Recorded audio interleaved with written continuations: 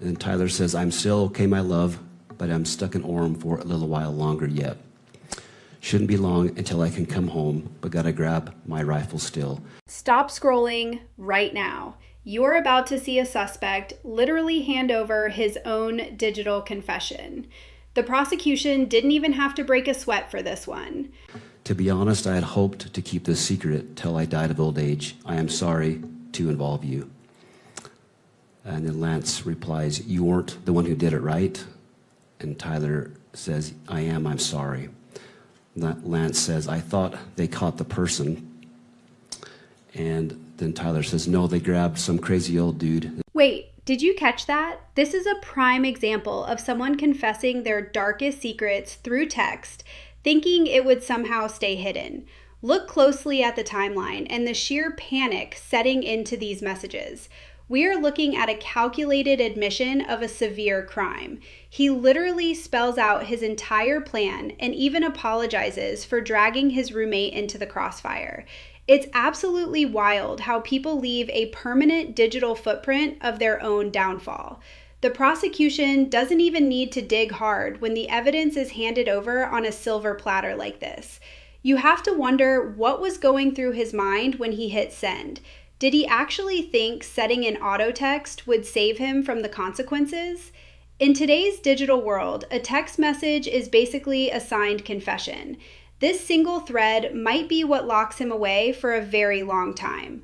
Always remember, the internet is forever, and your texts are the ultimate witnesses. For the past couple days, I have faced some very serious allegations, and I just want to make it clear, this is all false.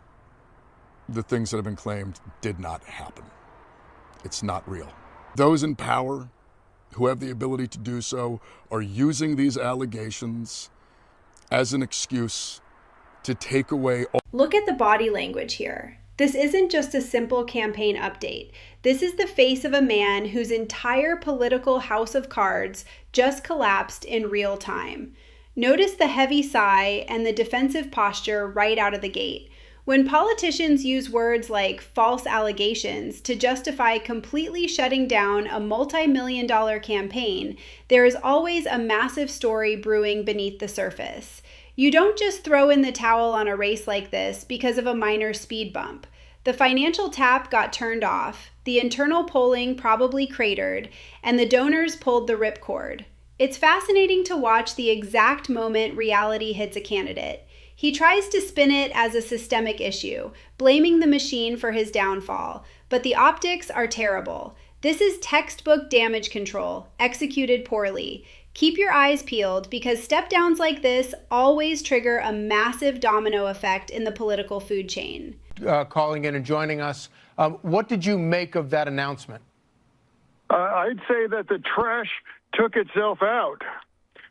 Threw it out. Bernie Sanders needs to apologize to the voters of Maine and to, everyone that donated to that train wreck of a campaign.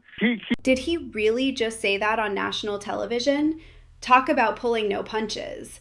When an elected official goes on air and casually refers to a political rival's exit as the trash taking itself out, you know the backroom tension has reached a boiling point. Watch the absolute deadpan delivery. There is zero hesitation. Usually, politicians play nice for the cameras, offering standard PR statements about wishing their colleagues the best. Not here. This is raw, unfiltered political warfare, and it completely bypasses the usual media filters. It tells you exactly how deeply fractured things are behind closed doors.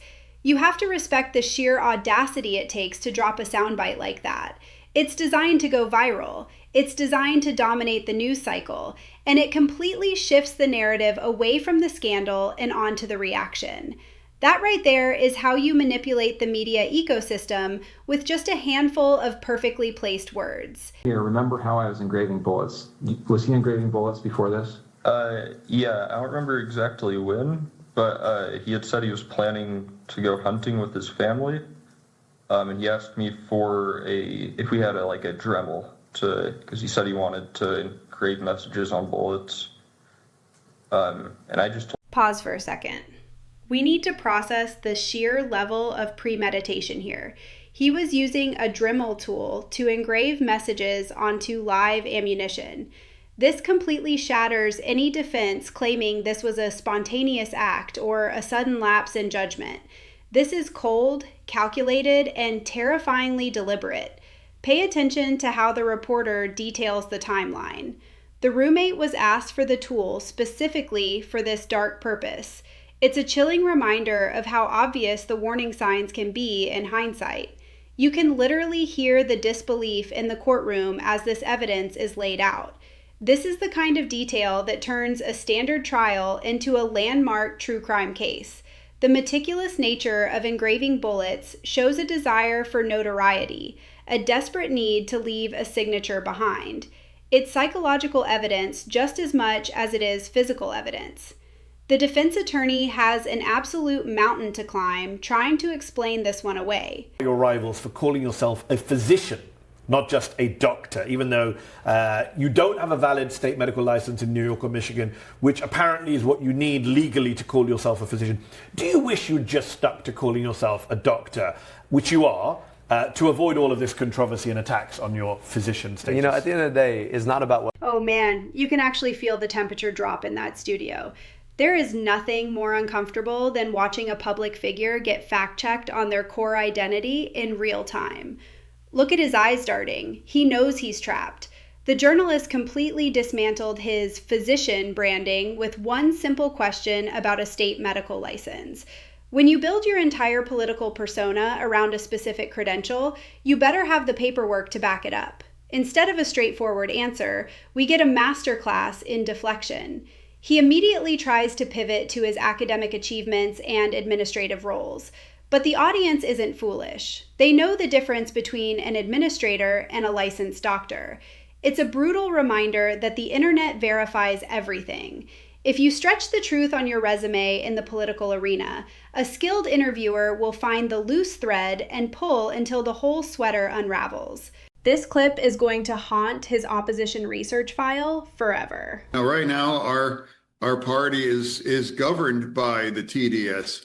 And now it's made it virtually impossible without being punished as a Democrat to agree something's good, or I agree with the other side. Like, yeah, you don't have to agree on every single thing, but when a good thing happens, just because it comes from a... Check out the posture here. Sitting back, completely relaxed in a hoodie, dropping massive truth bombs about his own political ecosystem. This is a complete departure from the stiff, suit and tie interviews we're used to seeing from Washington. He's diagnosing a core issue within his own ranks, calling out the purity tests and the ideological purity spirals that are tearing them apart. Notice how he uses the term TDS to flip the script. He's acknowledging that the outrage machine has become a liability, not an asset. When a sitting senator publicly admits that it's become impossible to agree on good policy just because of who proposed it, you're hearing a rare moment of absolute transparency. He's essentially holding up a mirror to the political outrage industry. It's highly effective communication because it feels like a private conversation that we just happen to be eavesdropping on. This is the future of political messaging. Raw, conversational, and deeply critical of the establishment. Recognize that on the screen there? Yeah. What do you recognize it as? That was the note under his keyboard that he was referring to in the first text of that chain. So where did you find this? On his desk underneath his computer keyboard. Look at the witness on the stand.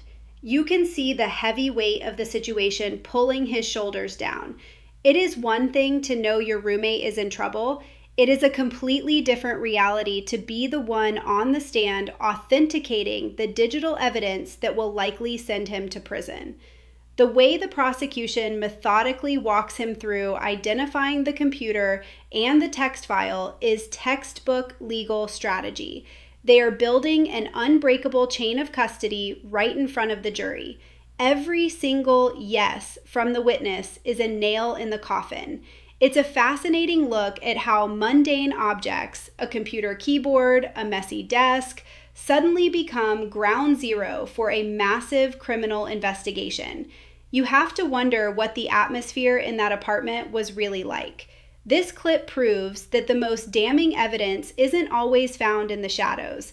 Sometimes it's just sitting right out in the open on a glowing screen. It's not about immigration. ICE is not about the southern border. I was on nearly the northern border.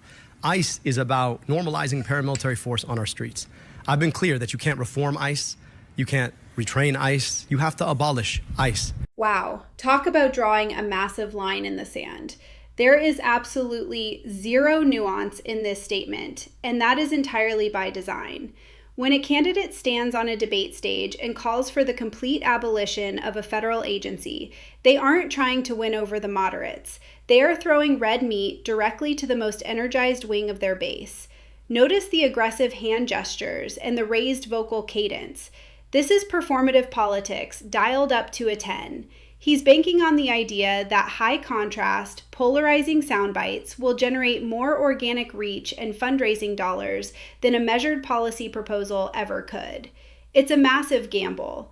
While it plays incredibly well in a primary echo chamber, clips exactly like this one become lethal attack ads in a general election. He is permanently on the record with a stance that is highly controversial. This is the double-edged sword of viral debate moments.